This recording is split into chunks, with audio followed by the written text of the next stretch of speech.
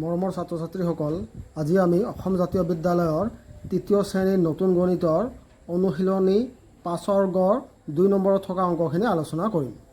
নম্বৰত আছে হৰণ কৰা আৰু ভাজ্য সমান সমান ভাজক পূৰণ ভাগফল যোগ ভাগশেষ সম্পৰ্কটো সত্যাপন কৰা। আমাক প্ৰথমে কি কৰিব কৈছে, ইয়াত ক'ত আছে ৩০৯, হৰণ কিমান আছে ৮। এইটো প্ৰথমে আমাক হৰণ কৰিব কৈছে, তাৰপিছত কি কৰিব কৈছে ভাজ্য সমান সমান ভাজক পূৰণ ভাগফল যোগ ভাগশেষ যে সমান হ'ব এই সম্পৰ্কটো আমাক সত্যাপন কৰিব লাগে। বুজি পাইছা? প্ৰথমে আমি কি কৰিম, এইটো হৰণ কৰি চাম।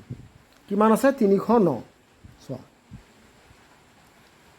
৩০৯, ইয়াক কিহেৰে হৰণ কৰিম আমি ৮ৰে।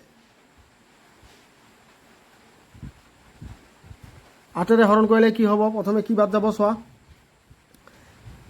আমি কিহক কৰিম, ৩টো সৰু, গতিকে শূন্যটো ল'ম, কি হ'ল ৩০। ৩০ হ'লে এতিয়া ৩০ হ'লে কি হ'ব, কিমান বাদ যাব চোৱা তোমালোকে। ৩ দি কৰিলে ৩ ৮ গুণ কিমান, ৩ ৮ গুণ ২৪। এতিয়া বিয়োগ কৰিলে কি পাম ৬। ৬টো সৰু, গতিকে ৯ আমি কি কৰিম নমাই আনিম, কিমান হ'ল ৬৯। এবাৰ চোৱা ৮ দি গ'লে ৮ ৮ গুণ কিমান হয়, ৮ ৮ গুণ ৬৬।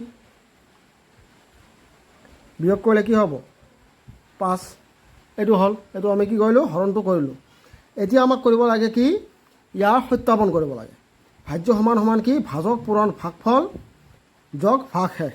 চোৱা ইয়াত কি আছে, আমি যদি এইটো কৰোঁ ইয়াত ভাজ্য কি হ'ব, ইয়াত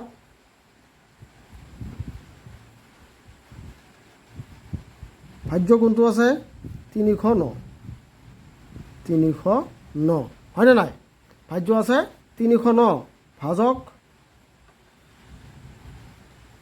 ভাজক কোনটো হ'ব, ইয়াত ভাজক হ'ব আমাৰ ৮, ভাগফল সমান সমান কিমান হ'ব ৩৮, আৰু ভাগশেষ হ'ব আমাৰ কিমান ৫। এবাৰ আমাক কি কৰিব লাগে, এই তিনিটা পূৰণ কৰি এই দুটা পূৰণ আৰু এইটো যোগ কৰি চাব লাগে এইটো আমি পাওঁনে নাই। আমি কি কৰিম তেনেহ'লে, আমি ইফালে ভাজ্য কিমান পাইছোঁ ৩০৯ হয়নে নাই, ৩০৯ সমান সমান আমাক কি কৈছে যে প্ৰথমে কৰিব লাগিব ভাজক কিমান আছে ৮ পূৰণ কি আছে, তাৰপিছত আমাক ভাগফল কিমান আছে ৩৮। তাৰপিছত যোগ কি কৰিব লাগে, আমাক ভাগশেষ কিমান আছে ৫। এইটো একেটা পূৰণ কৰি আমাক বহুৱাব লাগে। তুমি চোৱা ইফালে ৩৮ৰ লগত ৮ পূৰণ কৰা, ৩৮ৰ লগত ৮ পূৰণ কৰিলে কি হ'ব ৮ ৮ গুণ কিমান ৬৬, ৪ হাতৰ ৬, ৩ ৮ গুণ ২৪, ২৪ আৰু ৬ কিমান হ'ল ২৪ আৰু ৬ ৩০। ইয়াৰ লগত যদি এইখিনি পূৰণ কৰি কি পালোঁ আমি ৩০৪। ইয়াৰ লগত আমাক কি যোগ কৰিব লাগে ৫ যোগ কৰিলে কি পাম ৩০৯ হ'লে নাই, এইটো পালোঁনে নাই, লিখি দিম যে অতএৱ কি ভাজ্য সমান সমান ভাজক পূৰণ ভাগফল যোগ কিমান ভাগশেষ এইটোৱে প্ৰমাণিত হ'ল।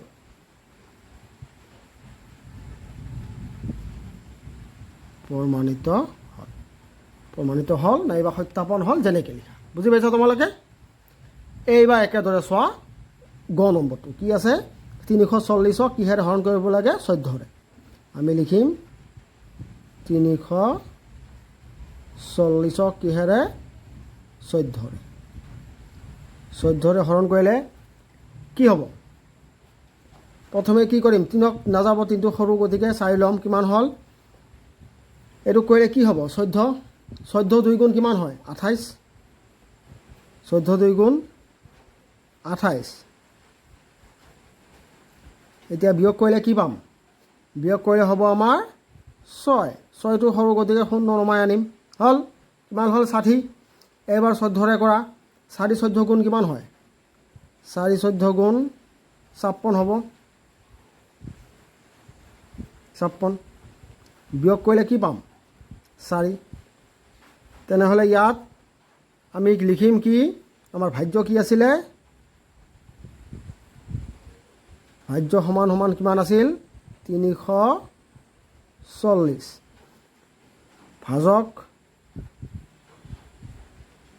ভাজক কিমান আছিল? ভাজক আমাৰ আছিলে 14।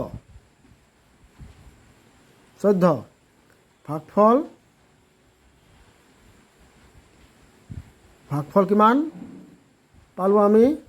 24। আৰু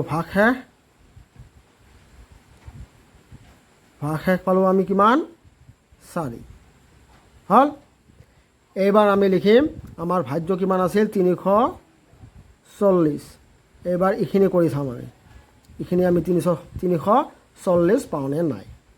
কি কৰিম আমি? 14 পূৰণ 24 যোগ 4 হ'ল। চোৱা এইবাৰ 14 আৰু 24 আমি পূৰণ কৰিম, কিমান হ'ব? ছাইডত কৰি লোৱা তুমি। 24ৰ লগত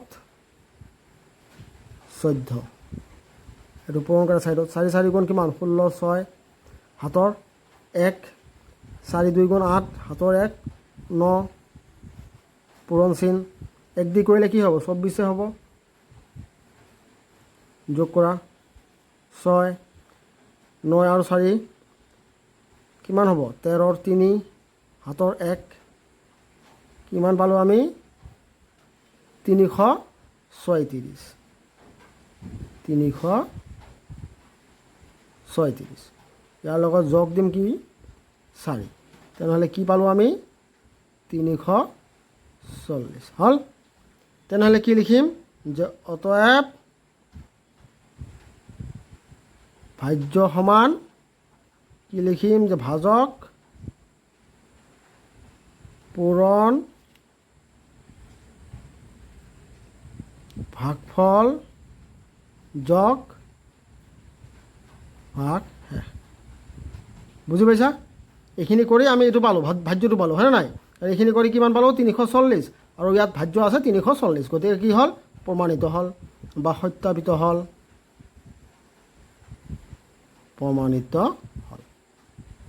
বুজি পাইছা তোমালোকে?